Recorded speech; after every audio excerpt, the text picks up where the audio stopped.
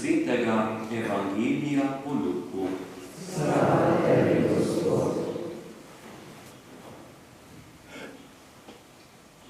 Tisti čas je Jezus govoril svojim učencem. Živel je neki bogataš, ki je imel oskrbnika, in tega so mu zatožili, da zapravlja njegovo premoženje. Poklical ga je in mu rekel: kaj slišim o tebi? Podaj obračun o svojem gospodarjenju, ker ne boš več mogel biti moj oskrbnik. Oskrbnik pa je rekel sam pri sebi: kaj naj storim, ker mi gospodar jemlje oskrbništvo. Kopati ne morem, beračiti me je sram. Vem, kaj bom storil, da me bodo ljudje sprejeli v svoje hiše, ko me bo gospodar razrešil oskrbništva. Poklical je dolžnike svojega gospodarja, vsakega posebej, in je rekel prvemu: koliko si dolžan mojemu gospodarju? Ta je rekel: 100 vrčev olja. On pa mu je dejal: vzemi svojo zadolžnico, brž sedi in zapiši 50. Spet drugemu je rekel: koliko si pa ti dolžan? Rekel mu je: 100 mernikov žita. Dejal mu je: vzemi zadolžnico in zapiši 80. In gospodar je pohvalil krivičnega oskrbnika, da je preudarno ravnal, kajti sinovi tega veka so do svojega rodu preudarnejši, kakor sinovi luči. Jaz pa vam pravim, pridobivajte si prijateljev s krivičnim mamonom, da vas sprejmejo večna bivališča, ko mamon poide. Kdor je v najmanjšem zvest, je zvest tudi v velikem. Kdor pa je v najmanjšem krivičen, je krivičen tudi v velikem. Če torej niste bili zvesti pri ravnanju s krivičnim mamonom, kdo vam bo zaupal resnično dobrino? In če niste bili zvesti pri tujem, kdo vam bo dal, kar je vaše?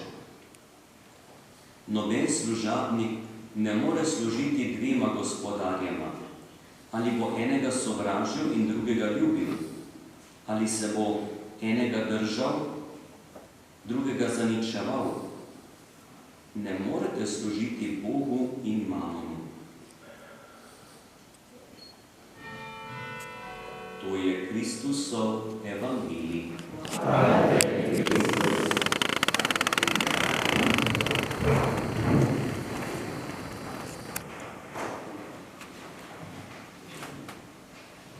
Bratje in sestre, glih ene toliko časa sem že na tem svetu, da sem začutil, da se zaradi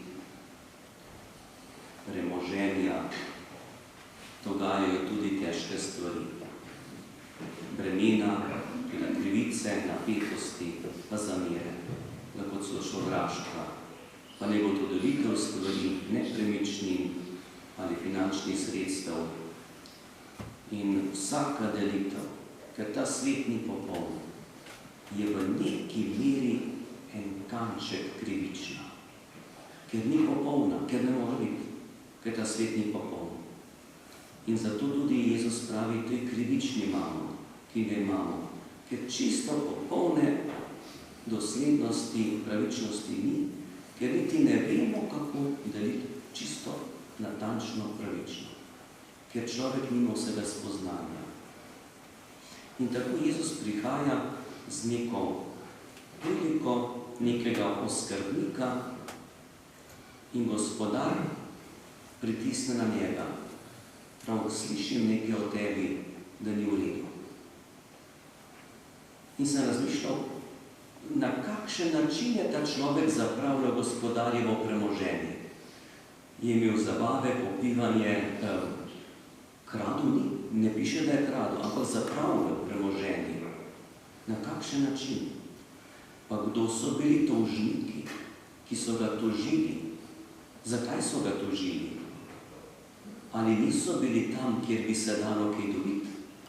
Nevošljivost? Ali bi radi oni zasedli to mesto? Gospodar ni samo ugotovil, da se nekaj ravna na neobičajen način, ampak drugi so opazili. In potem pravi oskrbniku, obračun podaj, povej stvari. In je vedel, moje mesto skrbništva bo končano. Treba poskrbeti za prihodnost, za pokojnino. Služba je končana predčasno. Pokojninski steber ali zavarovanje pokojninsko, življenjsko, ali pa ene toliko premoženja, približno se da ugotoviti, koliko na leto porabimo. Stroški položnic, vzdrževanje doma, hiše in za življenje pa tudi kakšne počitnice. In če človek ima toliko premoženja, pa če je star toliko let, povprečna starost, pred nami je še morda za nekatere 10, 20 let, nekateri imate 50, toliko je treba biti, ko bo šlo do konca življenja. Ampak ta človek ni vzel pokojninskega stebra, ni plačal zavarovanine, niti ni k sebi vzel, ampak je začel klicati dolžnike, ki niso bili njegovi, ampak od gospodarja. Tukaj pa zasluti, na kakšen način je ta človek že prej posloval. Na kakšen način je zapravljal premoženje, ki je od gospodarja. In je klical dolžnika od gospodarja, vprašal, kakšen dolg imaš do mojega gospodarja. Prvi 100 vrča olja, drugi 100 mernikov žita. Nobenemu ni zmanjšal na nič, da bi vse dal, vse v redu, kar povedal. Nekdo do polovice, polovico mu pa treba še govoriti. Drugemu 20% manj. Ostalo bo treba povrniti. Ni šlo kar vse. In kaj je dobil ta človek? Dobil je eno prijateljstvo, srčnost teh ljudi, laže nam bo. Sej ne vse do konca, ampak v veliki meri nam pomaga. Zakaj so bili ti ljudje dolžniki tudi na njemu? Je temu gospodarju, ki je manjkalo, je bil lačen, je stisko trpel. Nobena stvar, ki je bila dolg, ni tukaj ali stavba, nepremičnina ali denar, ampak vse se govori okrog hrane, okrog tistega, kar človek potrebuje za življenje, ker brez hrane človek trpi. Mi premoženje rabimo za hrano, to je naše življenje, zato hodite v službo, zato se dela, za preživetje. In od gospodarja je oduzel, da je tem ljudem pomagal za življenje. In je bil pohvaljen, da je bil pravdaren, da se je znajdel. In nobeno stvar se ni zagotovil zase, ampak si je zagotovil dobre odnose z drugimi. Ne zagotovilo, da bo meni brez skrbi na področju materialnih sredstev, ampak da bo moja prihodnost v dobrih odnosih. V kakšnih odnosih bo z gospodarjem, je malo vprašanje. Ampak z ljudmi, ki so bili pa manj močni, ekonomsko manj močni kot gospodar, je pa začel graditi dobre odnose. Na nek način bo šlo naprej. In celo pravi potem Jezus, da so otroci tega rodu pravdarnejši. Kako se mi na tem svetu dostikrat veliko bolj znajdemo v vseh teh stvarih, ki jih lahko primemo, vidimo, čutimo, kot stvarmi, ki so pa bolj trajne, pa niso oprejemljive, ampak so prisotne. In v tej meri lahko razumem prav sklep drugega verila, ko pravi apostol Pavel, Oče, da možje povsod molijo in dvigajo svete roke, brez jeze in prepira. Ne dvigajo svete duše, svete misli, ampak svete roke.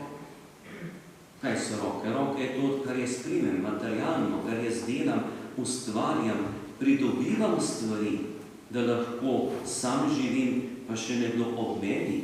Se večina od vas za druge skrbite, se ne samo zase. Koliko ljudi je vam zaupanih, da zanje skrbite in da lahko dvigamo svete roke, brez jeze in prepira. To, kar je pa jeza pa prepir, je pa odnos med človekom in drugim. Če je to odsotno, se pravi, če ni tega, je pa neka srčnost, neka dobrota, razumevanje, lahko bi rekli ljubezen med ljudmi. Ampak dvigamo svete roke in bi želel, da bi res vsi mi lahko dvigali svete roke. Da bi to, kar imamo, bilo zagraditev dobrih odnosov. Ne, da bi nas te stvari, kar jih imamo in se zanje res trudimo, in to pošteno, da nas te stvari ne bi bremenile, ampak da nam bi bile v pomoč tudi v lepše življenje. Ena taka zelo zanimiva misel, niti ne vem, kdo je izrekel, me tako spremlja ob tej Božji besedi, ko je nekdo rekel v molitvi: Gospod, daj, da ne bom trpel pomanjkanja, da bi te ne bi kdaj preklel. Daj mi toliko premoženja. Pa Gospod pazi, da ne bom imel preveč, da se ne bom prevzel, ker te bom zapustil. In je ta človek molil za eno pravo miro, da je bil obvarovan stiske, ker je hudo, je res težko. Pa da ne bi, če bi bilo veliko, se odmaknil od svetega, od Božjega. Kakšna modrost. In koliko naj človek ima, ni številke. Bolj pomembno je v tem, kako to, kar ima, kako lahko s tem živi. To pa je modrost, tudi po Božji besedi, pa tudi v molitvi, da imamo pravo spoznanje, da lahko s temi stvarmi, ki si jih pridobivamo, ki jih res potrebujemo, lahko gradili tudi dobre odnose drug z drugim. Zato vas tudi povabim, da skupaj